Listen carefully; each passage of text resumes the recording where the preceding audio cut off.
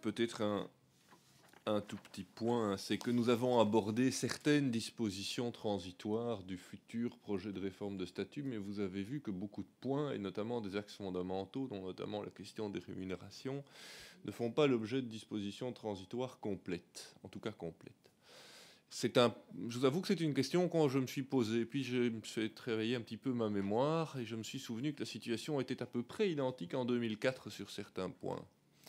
et que les dispositions transitoires avaient été adoptées, en tout cas les plus importantes d'entre elles, dans le cadre d'une fameuse annexe 13, adoptée en toute dernière minute, sans concertation avec les représentants du personnel, ce qui avait d'ailleurs été soulevé devant les tribunaux lorsqu'on a attaqué, donc tant devant le tribunal de la fonction publique que devant le tribunal de première instance dans le cadre d'un pourvoi. On avait attaqué le fait qu'il n'y avait pas eu de concertation préalable. On a estimé que c'était une mesure de mise en œuvre d'un nouveau texte et que dès lors, ce n'était pas nécessaire. Donc, je me demande si il n'y a pas un risque de voir des dispositions transitoires venir en fait réformer la réforme au moment où il s'agira d'adopter ces mesures, donc à la fin de l'année 2012, au début de l'année 2013. Donc je crois qu'il faut être très attentif à cette question-là. Voilà ce que je voulais souligner par rapport à cela.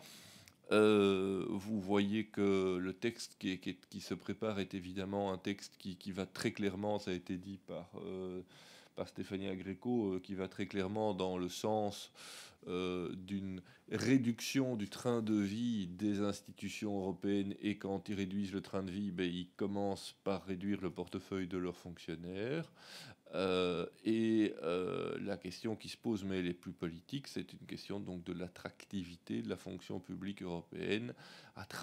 malgré la nécessaire solidarité de crise. Mais ça, c'est un sujet dont, à la limite, je vous laisse discuter entre vous. Enfin, je veux bien être présent aussi, mais je n'ai pas d'avis personnel à donner en tant qu'avocat là-dessus. Par contre, ce que je peux vous dire, c'est que les slides que nous avons exposés ici de manière assez rapide, mais c'est la loi de ce type d'exercice,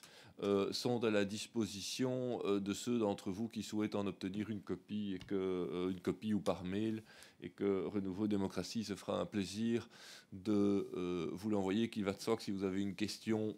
d'ordre général que vous préférez poser par écrit, n'hésitez pas, vous avez nos coordonnées également sur le mail. Voilà, je vous remercie en tout cas de votre attention.